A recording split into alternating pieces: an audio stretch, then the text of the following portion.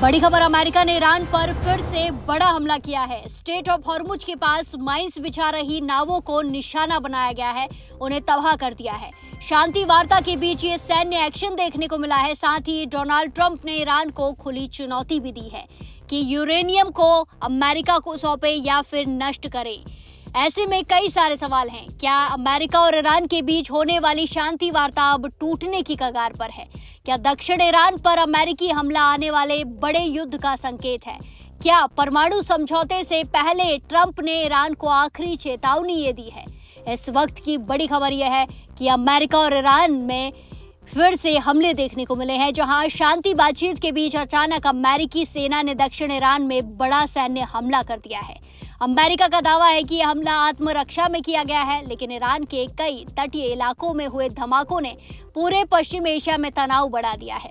अमेरिकी सेना ने दक्षिणी ईरान में उन ठिकानों को निशाना बनाया जहां कथित तौर पर मिसाइल लॉन्च करने की तैयारी चल रही थी। इसी के साथ ऐसी नौकाओं को भी निशाना बनाया गया है, ऐसी नावों को भी निशाना बनाया गया है जिन पर समुद्र में बारूदी सुरंग बिछाने का आरोप है।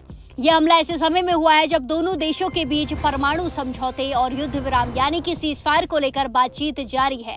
ऐसे में अब सवाल उठ रहा है, क्या बातचीत के पीछे सैन्य दबाव की रणनीति चल रही है? अमेरिकी सेंटकॉम यानी कि सेंट्रल कमांड के प्रवक्ता कैप्टन टिम हॉकिंस ने कहा कि अमेरिकी नौसैनिकों की सुरक्षा के लिए ये कार्रवाई जरूरी थी। अमेरिका के मुताबिक ईरानी सेना की तरफ से खतरा बढ़ रहा था और इसी वजह से दक्षिणी ईरान में आत्मरक्षा के तहत हमला किया गया।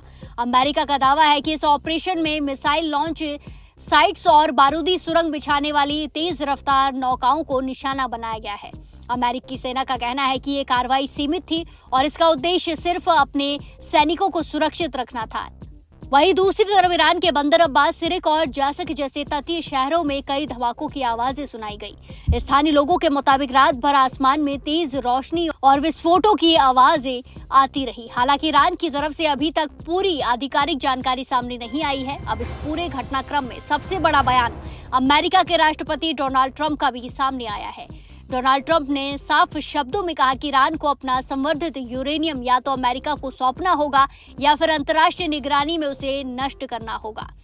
ट्रंप ने कहा कि ईरान के पास कभी परमाणु हथियार नहीं होना चाहिए। उन्होंने यहां तक कह दिया कि पूरी प्रक्रिया की निगरानी परमाणु ऊर्जा एजेंसी जैसी किसी अंतर्राष्ट्रीय संस्था की मौजूदगी में होनी चाहिए। यानी एक तरफ बातचीत की मेज पर शांति की बात हो रही है तो दूसरी तरफ सैन्य दबाव भी लगातार बढ़ता जा रहा है। यही वजह है कि अब दुनिया की नजर इस बात पर टिकी है कि क्या अमेरिका और ईरान के बीच बनने वाला शांति समझौता खतरे में पड़ चुका है। इस बीच ट्रंप ने एक और बड़ा संकेत दिया है। उन्होंने कहा कि अगर ईरान के साथ समझौता सफल होता है तो पश्चिम एशिया के दूसरे इस्लामिक देशों को भी इजरायल के साथ रिश्ते सामान्य करने चाहिए। ट्रंप ने इसे अब्राहम समझौते से जोड़ते हुए कहा कि ये पूरे क्षेत्र में स्थिरता ला सकता है। हालांकि जानकार मानते हैं कि अमेरिकी हमले के बाद ईरान का रुख और सख्त हो सकता है।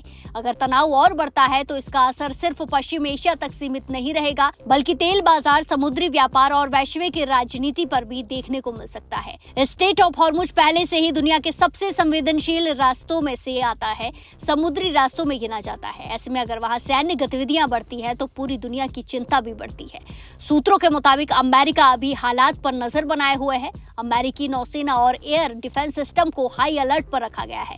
वहीं ईरान की तरफ से जवाबी कार्रवाई की आशंका को लेकर खाड़ी क्षेत्र में तनाव बढ़ गया है। विशेषज्ञ मानते हैं कि आने वाले 24 से 48 घंटे बेहद ज्यादा अहम हो सकते हैं। अगर दोनों देशों के बीच बातचीत जारी रहती है तो तनाव कम हो सकता है, लेकिन अगर जवाबी हमला हुआ तो हालात और बिगड़ सकते हैं। तो कुल मिलाकर शांति वार्ता के बीच हुआ ये अमेरिकी हमला अब पूरी दुनिया के लिए चिंता का विषय बना हुआ है।